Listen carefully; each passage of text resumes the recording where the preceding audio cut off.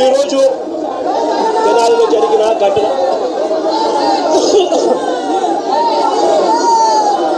ఈసారి రాష్ట్రంలో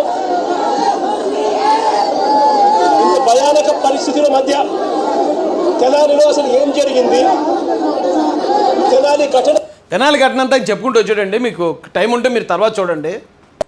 అక్కడ ముగ్గురు పేర్లు చెప్తున్నాడు, ముగ్గురు కుర్రోళ్ళ పేర్లు, కరీముల్లా, దోమ రాకేష్, ఇంకొక ఆయన ఎవరో ఉన్నారు, ముగ్గురు పేర్లు చెప్తున్నాడు. ఈ ముగ్గురునట ఒక ఆయన జొమాటోలో పనిచేసుకుంటాడట హైదరాబాద్లో, మరొక ఇద్దరు కుర్రోళ్ళు మంగళగిరిలో ఉంటారు. ఆయన జొమాటోలో పనిచేసుకుంటున్న ఆయన మీద పాత కేసు ఉందంటే దాన్ని వాయిదాకి వచ్చాడు తెనాలికి. మా ఫ్రెండ్ వస్తున్నాడు కదా అని వీళ్ళిద్దరు కూడా వచ్చారు.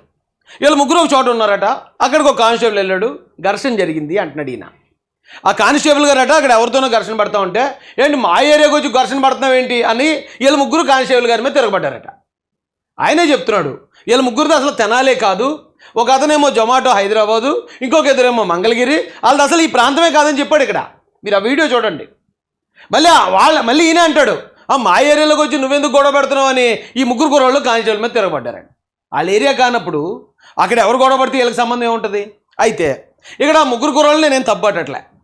ఆ వయసులో కుర్రోళ్ళు చాలామంది ఇప్పుడు అలాగే ఉంటున్నారు, గొడవలకు వెళ్తారు, లేకపోతే ఇంకోటి ఏదో చేస్తారు. వాళ్ళని అసలు నేనేం తప్పట్టట్లేదు, ఎందుకంటే వాళ్ళకు కూడా తెలియదు ఈ విషయాన్ని. జగన్మోహన్ రెడ్డి గారు ఇంత పెంట చేస్తారండి, వైసీపీ వాళ్ళు అంటే ఇంత పెంట చేస్తారని వాళ్ళు కూడా ఊహించుండరు. వాళ్ళు బతికేదాళ్ళు బతుకుతున్నారు, వాళ్ళు ఏదో తప్పు చేశారు, పోలీసులు వాళ్ళ మీద చర్యలు. పోలీసులు ఈ ఒక్క కేసు కాదండి, చాలామంది ఎలాంటి పనులు చేసే వాళ్ళ మీద అలాంటి ట్రీట్మెంట్ ఇస్తారు పోలీసులు.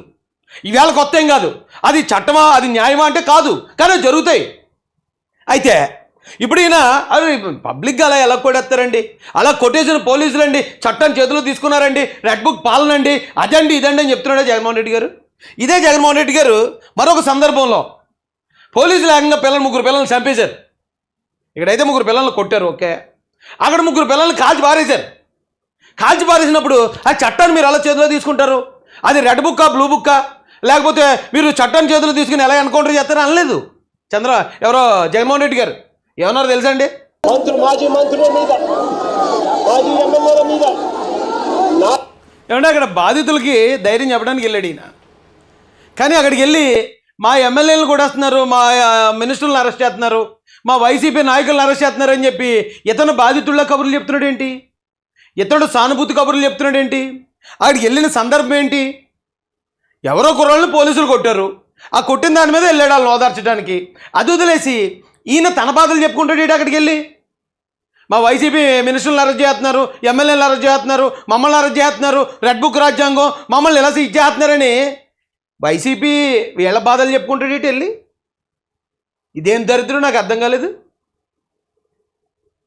నాయకుల మీద, కార్యకర్తల మీద, సోషల్ మీడియా కార్యకర్తల మీద ఇప్పుడు మీ వైసీపీ మీద ఏమైనా కేసులు పెడుతున్నారు, జైల్లో పెడుతున్నారండి. వాళ్ళు ఎలాంటి యాదవులో మాకు తెలుసు, రాష్ట్ర ప్రజలందరికీ తెలుసు.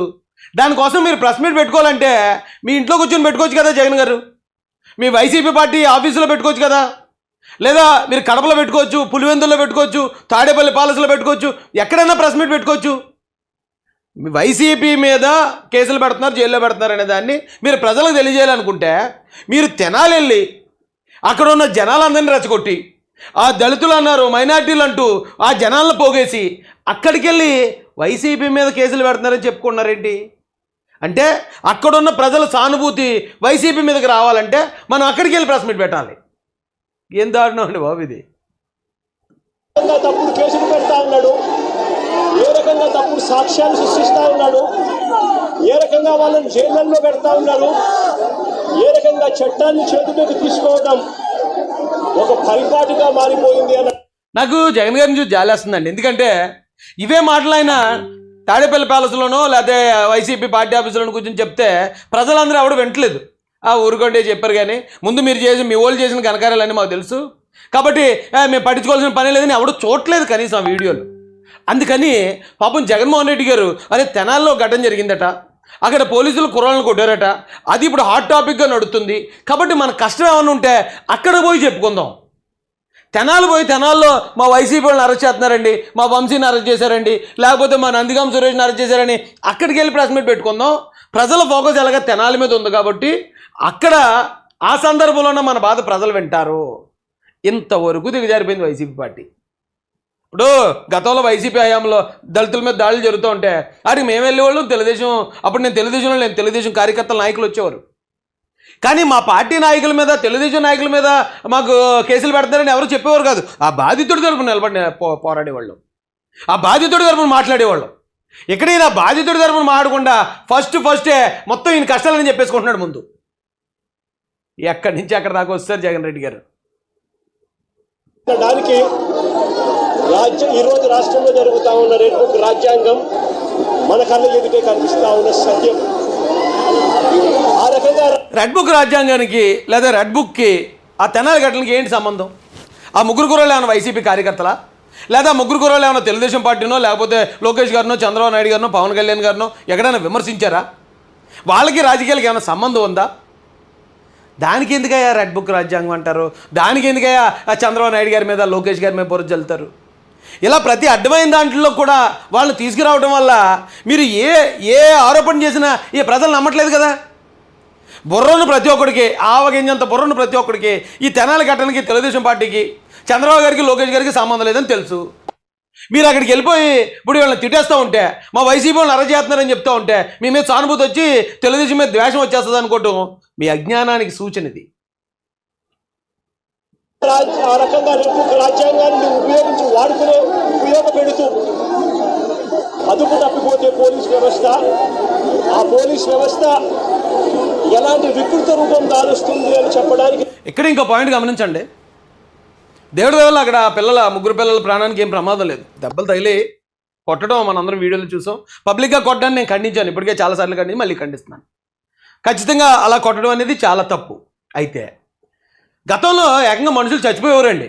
ఒకటి సుధాకర్ గారు, ఒక సుబ్రహ్మణ్యం, ఒక చీరాల కిరణ్ కుమార్, ఇలాగ చాలామంది చనిపోయారు, చంపేసేవారు. మనిషి చచ్చిపోయినప్పుడు కూడా ఇంతమంది రాలేదు జగన్మోహన్ రెడ్డి గారి తరఫున. జగన్ గారు అయితే వెళ్ళలేదు అనుకోండి. చనిపోయినప్పుడు మేము వెళ్ళి ప్రతిపక్ష పార్టీ నుంచి ప్రతిపక్షాలు, అప్పుడు మహాసేనగా మేము వెళ్ళేవాళ్ళు, తెలుగుదేశం పార్టీ నుంచి మా సోదరులు వచ్చేవారు, మేము కలిసి చేసేవాళ్ళు. కానీ ఇక్కడ ఆ కుర్రలు దెబ్బలు తగిలి ఆ దెబ్బల్ని రాజకీయానికి వాడుకోవడానికి ఎంతమంది జమ అయిపోయారు చూడండి. అక్కడ ప్రాణాలు పోయినప్పుడు నా డాష్ గడ్ రాలేదు అక్కడికి. ఒక్క విషయాన్ని రాజకీయం చేయాలంటే అంటే సినిమాల్లో చూపిస్తూ ఉంటే ఏదో అనుకుంటాం, కానీ ఇలాంటి వాళ్ళని చూసి సినిమాల్లో పెడుతున్నారండి. దాన్ని రాజకీయం చేయడానికి జగన్మోహన్ రెడ్డి గారు పడుతున్న తాపత్రయం నిజంగా నాకు కోపమో లేకపోతే ఇంకోటి రాట్లు జాలేస్తుంది ఈయన మీద. అరే ఇంత చిన్న ఘటనని సీఎం గారికి అలాగే విద్యాశాఖ మంత్రి గారికి అంటగట్టేయడానికి అసలు ఈయన పడుతున్న తాపత్రయం. ఓ మాజీ ముఖ్యమంత్రి గారా మీరు, లేకపోతే ఓ స్థానిక కార్యకర్త జగన్మోహన్ రెడ్డి గారు? మీరు ఓ స్థానిక కార్యకర్త అనుకోండి, ఆ కార్యకర్త వెళ్ళేదో అతని ప్రయత్నం అతను చేయడంటే అర్థం ఉంది. మీరు మాజీ ముఖ్యమంత్రి, ఓ ముఖ్యమంత్రి కొడుకు, అంత చరిత్ర కలిగిన మీరు ఇంత చిన్న సంఘటనని గవర్నమెంట్ మీద నెట్టేయాలని చేస్తున్న మీ ప్రయత్నం చూస్తూ ఉంటే జాలేస్తుందండి మీ మీద.